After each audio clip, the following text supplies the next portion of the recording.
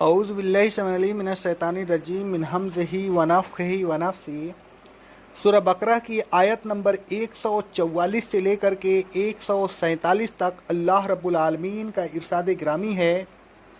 اے رسول صلی اللہ علیہ وسلم، ہم دیکھ رہے ہیں کہ آپ وحی کے انتظار میں بار بار آسمان کی طرف اپنا منہ کرتے رہتے ہیں۔ آپ گھبرائیں نہیں، ہم ضرور آپ کو اس قبلہ کی طرف موڑ دیں گے جس قبلہ کی طرف منہ کرنے کی آپ کو خواہش ہے۔ اچھا، تو اب آپ نماز میں اپنا منہ مسجد حرام کی طرف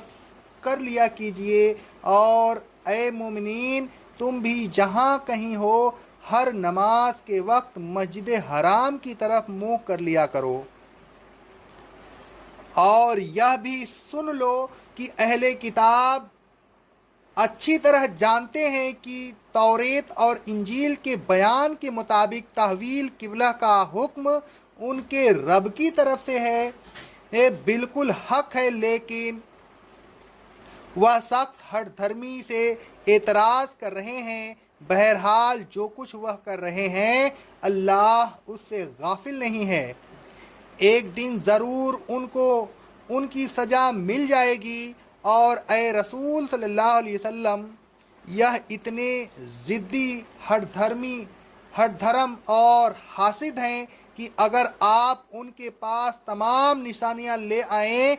جو ان کی کتابوں میں مذکور ہیں اور جو اپنے اپنے وقت پر ظاہر ہوتی رہیں گی، یا ہر قسم کا معجزہ انہیں دکھا دیں، تب بھی یہ لوگ ایمان نہیں لائیں گے اور آپ کے قبلہ کی طرف منہ نہیں کریں گے۔ اور اے رسول صلی اللہ علیہ وسلم، آپ تو اب ان کے قبلہ کی طرف منہ کر ہی نہیں سکتے، لیکن یا تو خود بھی ایک دوسرے کے قبلہ کی طرف منہ نہیں کرتے۔ یہودیوں کا قبلہ الگ ہے، نصارہ کا الگ، اور اے رسول صلی اللہ علیہ وسلم، اہل کتاب کی خواہش تو یہی ہے کہ آپ ان کے قبلہ کی طرف منہ کریں، لیکن اگر آپ نے حکم الہی کا علم ہو جانے کے بعد ان کی خواہشات کی پیروی کی تو پھر آپ بھی گناہ گاروں میں شامل ہو جائیں گے۔ اور اے رسول صلی اللہ علیہ وسلم، آپ ان کی مخالفت اور اعتراضات سے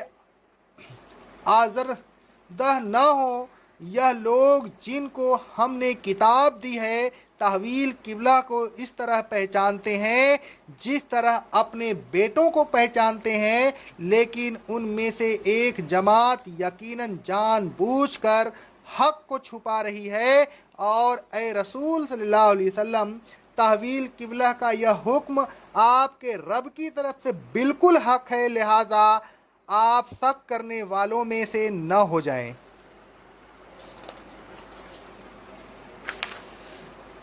حضرت برا بن عازب رضی اللہ تعالیٰ عنہ فرماتے ہیں، صحیح بخاری کی حدیث ہے، رسول اللہ صلی اللہ علیہ وسلم کو اس بات کی خواہش تھی کہ آپ کا قبلہ مسجد حرام یعنی کعبہ ہو جائے۔ اسی خواہش کی بنا پر رسول اللہ صلی اللہ علیہ وسلم کو امید تھی کہ آپ کا قبلہ کعبہ کو بنا دیا جائے گا، لہذا وحی کے انتظار میں آپ بار بار اوپر کی طرف نگاہ کرتے تھے۔ اللہ تبارک و تعالیٰ نے فرمایا کہ اے رسول صلی اللہ علیہ وسلم، ہم عن قریب آپ کو اسی قبلہ کی طرف منہ موڑنے کا حکم دے دیں گے جس قبلہ کی طرف منہ کرنا آپ کو پسند ہے۔ یہ خوشخبری سنانے کے بعد اللہ تبارک و تعالیٰ نے حکم دیا، فَوَلِّ وَجْهَكَ شَطْرَ الْمَسْجِدِ الْحَرَامِ، اے رسول صلی اللہ علیہ وسلم، اپنا منہ مسجد حرام کی طرف پھیر لیجئے۔ پھر یہی حکم اللہ تبارک و تعالیٰ نے تمام مسلمین کو دیا۔ تحویل قبلہ کا یہ حکم رات کے وقت نازل ہوا۔ حضرت عبداللہ بن عمر رضی اللہ تعالیٰ عنہ فرماتے ہیں، صحیح بخاری اور صحیح مسلم کی حدیث ہے، اس حالت میں کہ لوگ مسجد ایک قبا میں صبح کی نماز پڑھ رہے تھے، ایک آدمی ان کے پاس آیا، اس نے کہا رسول اللہ صلی اللہ علیہ وسلم پر آج رات کو قرآن اترا ہے اور آپ کو کعبہ کی طرف منہ کرنے کا حکم دیا گیا ہے، خبردار ہو جاؤ اور کعبہ کی طرف منہ کر لو۔ ان لوگوں کا منہ شام یعنی بیت المقدس کی طرف تھا۔ یہ خبر سن کر سب نے اسی حالت میں گھوم کر اپنا منہ کعبہ کی طرف کر لیا۔ حضرت برا رضی اللہ تعالیٰ عنہ فرماتے ہیں، صحیح بخاری کی حدیث ہے، میں نے رسول اللہ صلی اللہ علیہ وسلم کے ساتھ عصر کی نماز پڑھی اور مسلمین کی ایک جماعت نے بھی آپ کے ساتھ نماز پڑھی۔ پھر آپ کے ساتھ نماز پڑھنے والوں میں سے ایک شخص ایک مسجد کے پاس سے گزرا۔ اہل مسجد اس وقت رکوع میں تھے۔ اس شخص نے کہا، میں اللہ کو گواہ کر کے کہتا ہوں کہ میں نے رسول اللہ صلی اللہ علیہ وسلم کے ساتھ مکہ کی طرف منہ کر کے نماز پڑھی ہے۔ یہ سن کر تمام لوگ رکوع کی حالت ہی میں کعبہ کی طرف گھوم گئے۔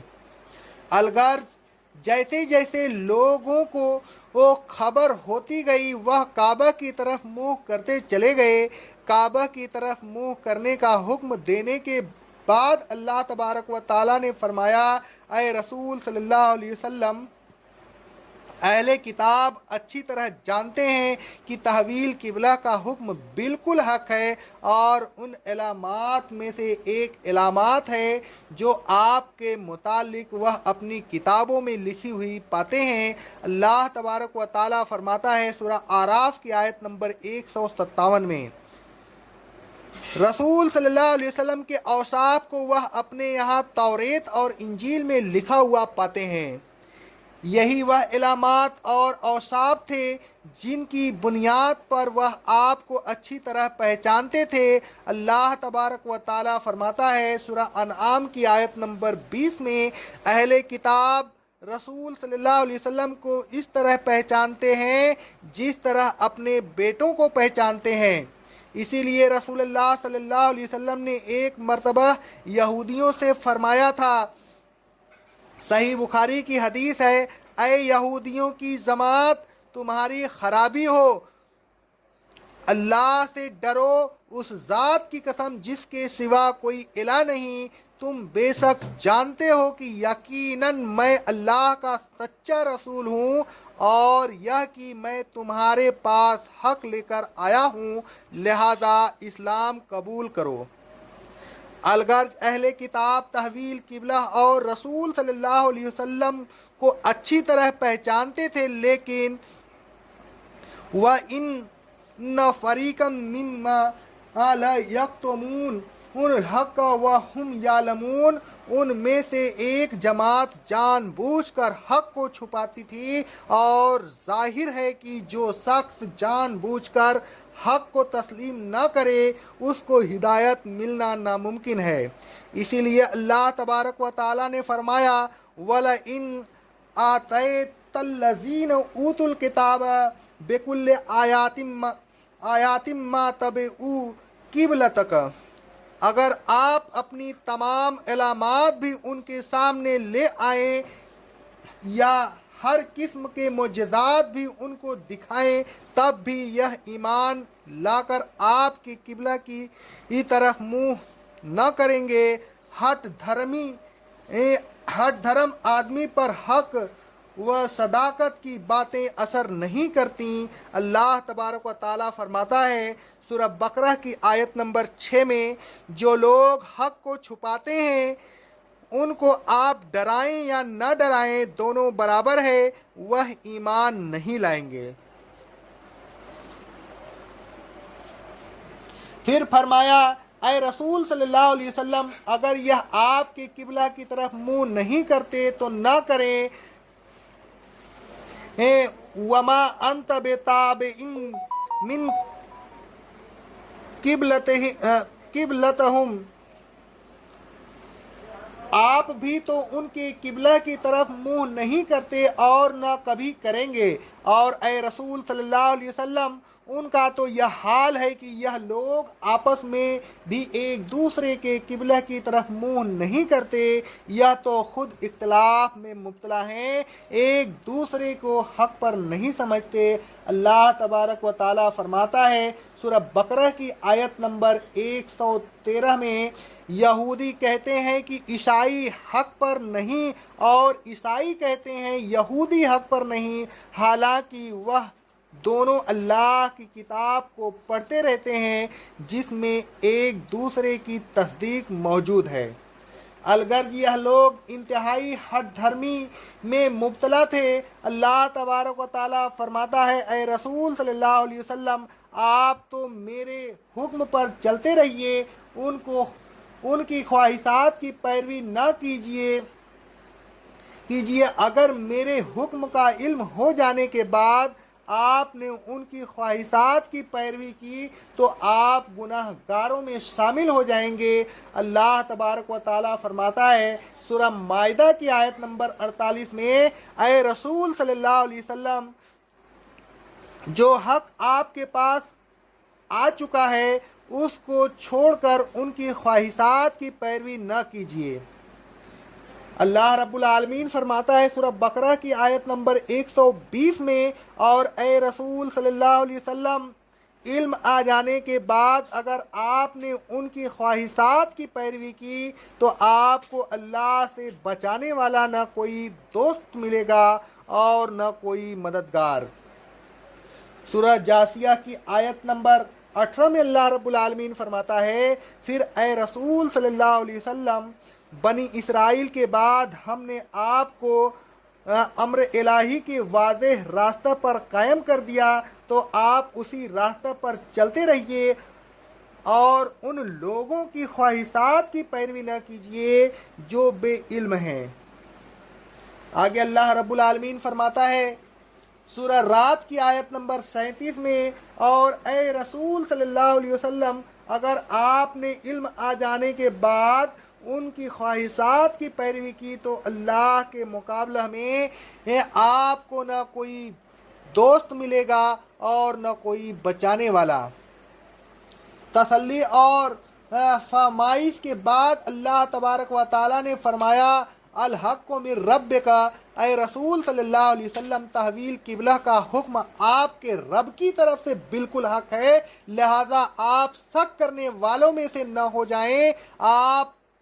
پختہ یقین کے ساتھ اس کو حق سمجھیں اور اس پر عمل کریں۔ اے لوگوں،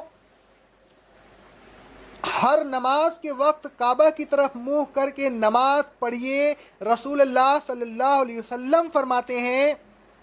صحیح بخاری کی حدیث ہے، جس نے ہماری طرف نماز پڑھی، ہمارے قبلہ کی طرف منہ کیا اور ہمارا ذبیحہ کھایا، وہ مسلم ہے، اس کے لیے اللہ کا ذمہ ہے اور اس کے رسول کا ذمہ ہے، لہذا اللہ کے ذمہ کو نہ توڑنا۔ حضرت برا رضی اللہ تعالیٰ عنہ فرماتے ہیں، صحیح بخاری کی حدیث ہے، میں نے رسول اللہ صلی اللہ علیہ وسلم کے ساتھ نماز پڑھی، نماز میں آپ نے کعبہ کی طرف منہ کیا۔ حضرت بلال رضی اللہ تعالیٰ عنہ فرماتے ہیں، صحیح بخاری کی حدیث ہے، پھر رسول اللہ صلی اللہ علیہ وسلم کعبہ کے باہر تشریف لائے اور کعبہ کی طرف منہ کر کے 2 رکعتیں پڑھیں۔ حضرت ابن عباس رضی اللہ تعالیٰ عنہ فرماتے ہیں، صحیح بخاری اور صحیح مسلم کی حدیث ہے، رسول اللہ صلی اللہ علیہ وسلم نے کعبہ کی طرف منہ کر کے 2 رکعتیں پڑھیں، پھر فرمائے یہ قبلہ ہے۔ اقول قولی ھذا استغفر اللہ استغفر اللہ استغفر اللہ۔